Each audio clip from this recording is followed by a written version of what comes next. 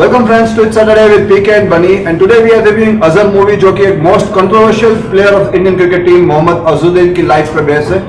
इस मूवी में स्टार्टिंग में ही हमको वार्न किया जाता है this is not a biopic of Mohammad Azharuddin, so we are warning you in the starting as well that this is not a biopic of Mohammad Azharuddin, it is based on his life, so it is a fiction movie.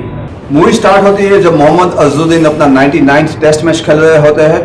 उनके नाना जी की ख्वाहिश थी कि वो 100 test match खेले India के लिए, लेकिन 99 टेस्ट मैच के बाद मनोज प्रभाकर एक स्टिंग ऑपरेशन करते हैं जहां पे मोहम्मद अजहरुद्दीन का नाम मैच फिक्सिंग के लिए उछाला जाता है।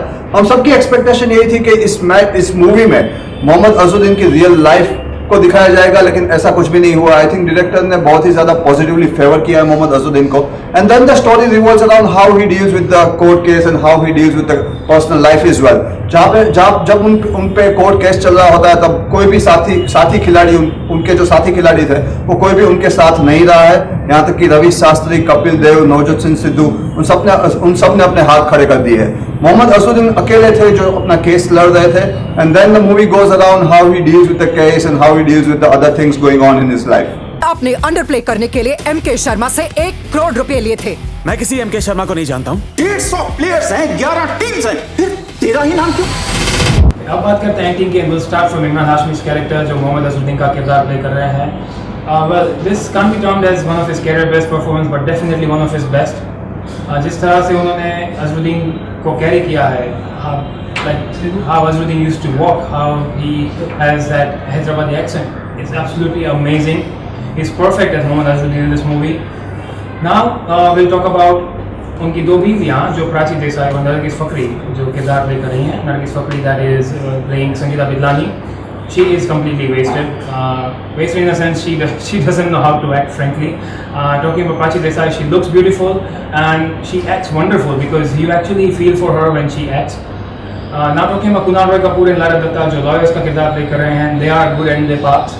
And the other side characters जो रवि शास्त्री, नवजोत सिंह सिद्धू और कपिल देव का किरदार प्ले कर रहे हैं, well they are let down by the script as well because they don't get much.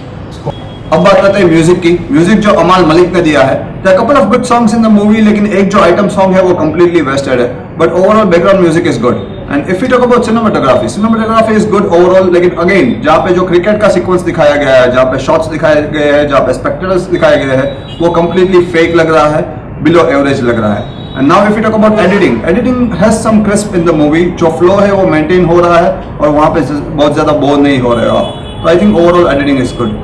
अब बात करते हैं डायरेक्शन की। डायरेक्टर टोनी डिसूजा जिनकी पिछली दो फिल्म ब्लू और Boss they were completely ruined at the box office, so इस मूवी से उनसे एक्सपेक्टेशन भी काफ़ी कम थी, but what he delivers is not a great movie but better than the last 2 movies. का डायरेक्शन बहुत ही वीक है at some points, this story goes to the flashback and comes to the present, goes to the flashback again, so you gate confused a lot with this direction. So overall, and there are many close-up shots as well, which are okay. So overall, the direction is mediocre. Okay, so overall, if we conclude Azhar, अगर आप एक biopic के तौर पर इस movie को देखने जाएंगे, you will be disappointed. Yeah, but if you go and watch this movie as a fiction movie, then you won't be disappointed. Then you can go and watch it for what? And we give this movie 2.5 stars.